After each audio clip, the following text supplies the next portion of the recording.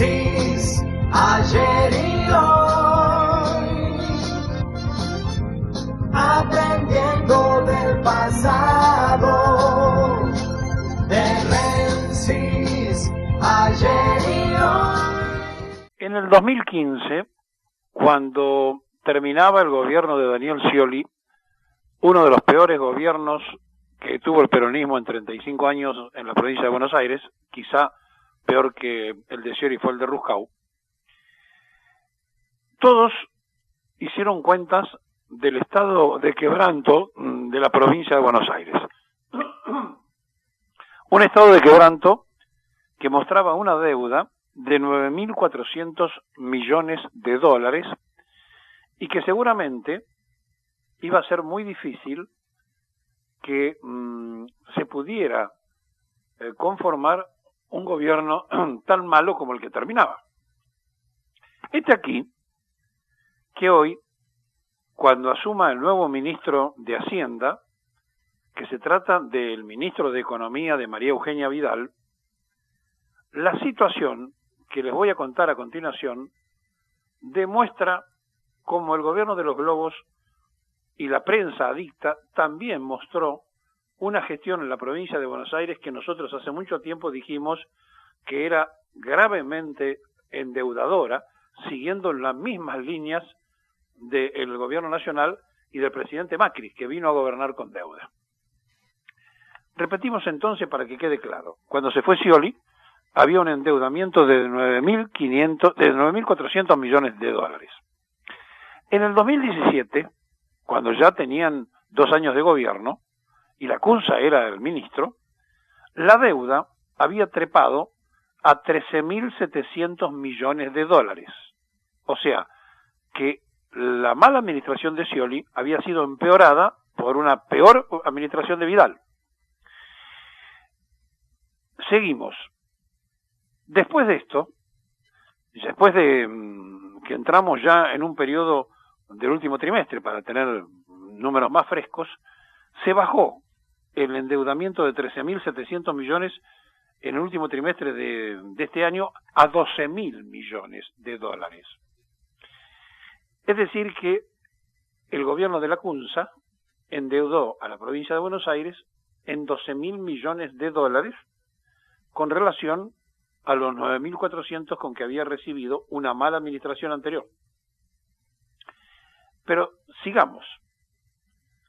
Frente a lo que representaba del PBI, la deuda en época de Scioli era 5.9%.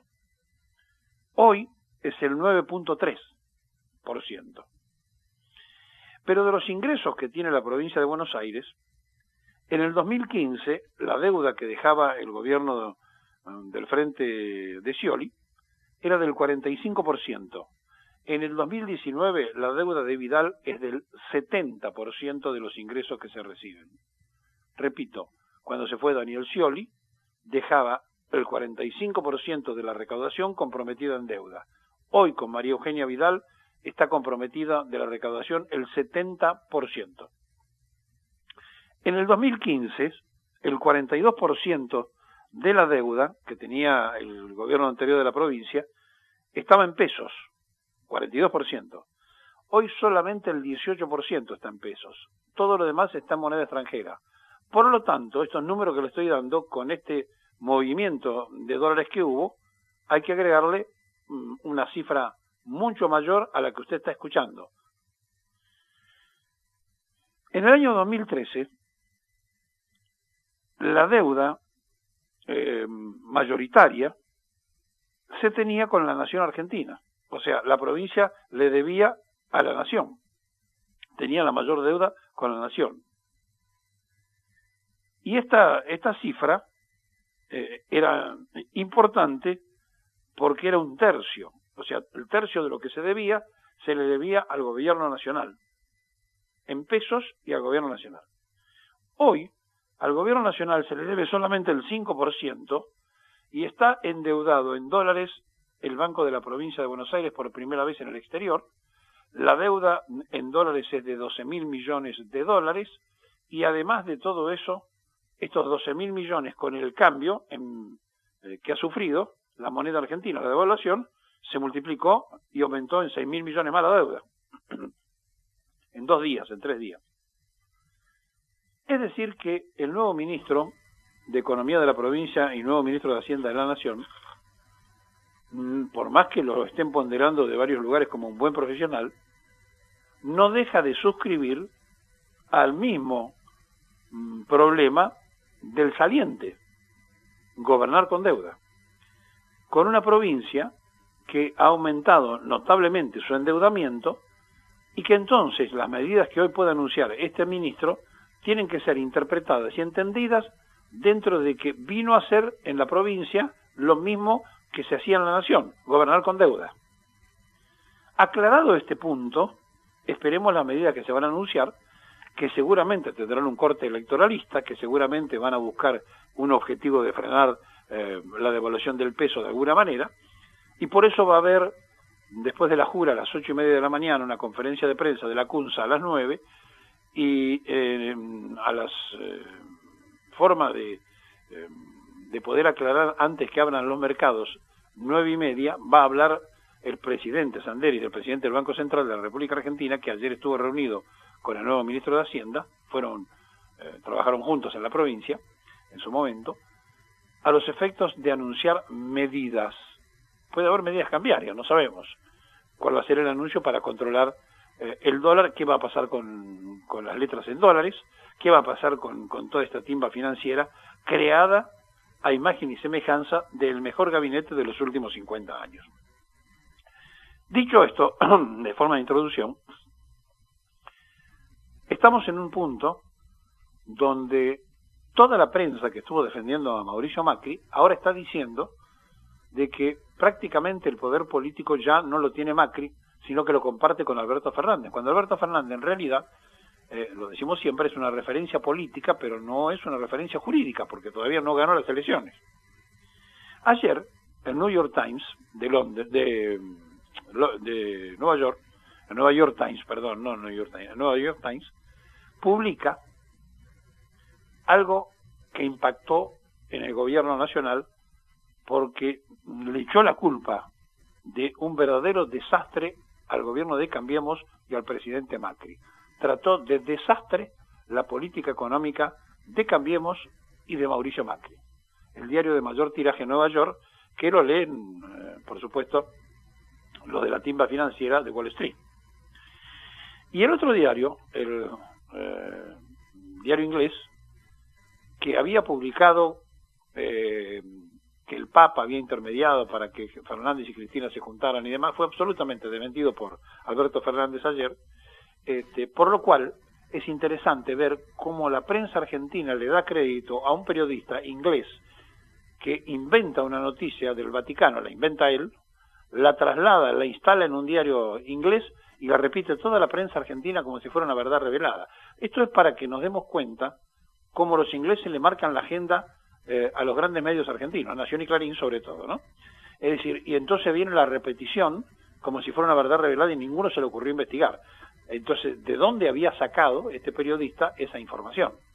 Y por supuesto, como las fuentes nunca tenemos la obligación los periodistas de revelarla, el hombre no reveló la fuente, pero dejó trascender que era una persona llegada a Fernández, o sea, la inventó porque se le ocurrió que había un papa peronista, que el papa había sido el hacedor de decirle a Fernández, tenés que hablar con Cristina porque ustedes tienen que estar juntos, etcétera, etcétera. Más allá de que en una conversación le puede haber dicho, pónganse de acuerdo.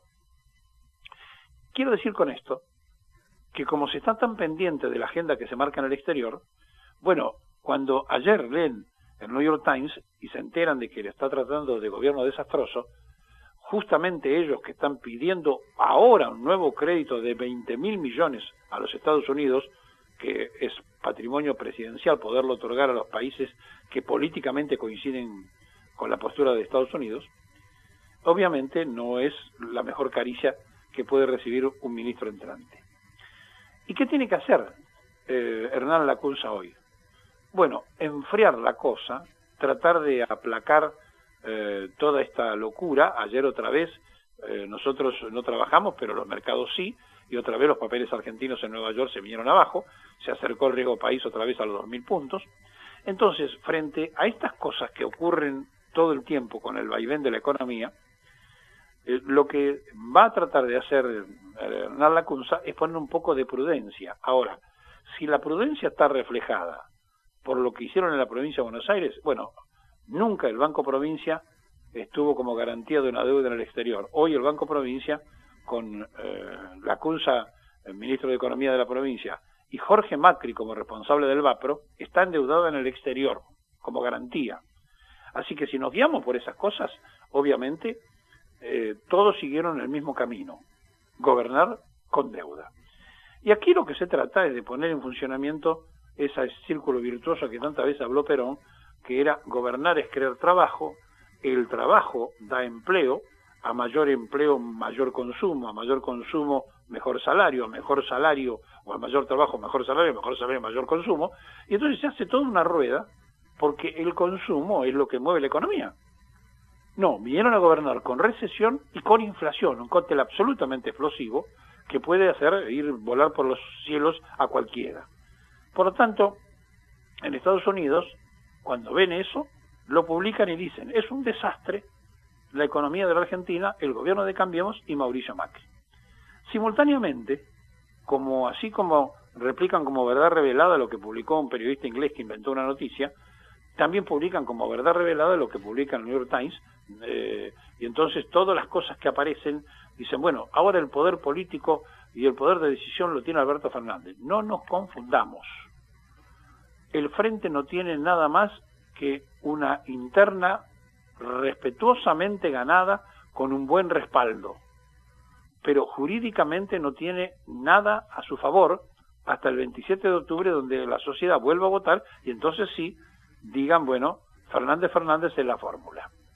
Digo esto porque subjetivamente y sospechosamente también, todos los medios que defendieron el gobierno ahora es como que quieren que se comparta la responsabilidad del otro lado, y lo único que se hizo del otro lado fue votar en repudio a las medidas que hay, y las medidas que hay las tienen que arreglar los que están, y los que están le quieren hacer creer que por un cambio de ministro va a cambiar la vida de los argentinos en 3 meses. Eso no va a pasar. Puede haber medidas paliativas, puede haber medidas en las cuales no creen Macri para nada, porque si no los hubiera hecho antes, y todo esto será anunciado dentro de un rato cuando aparezca una nueva cara, un nuevo ministro, pero que tiene los antecedentes que les dije. Tomó la provincia con 9.400 millones de dólares de deuda y se va como ministro con 12.000 millones de dólares de deuda.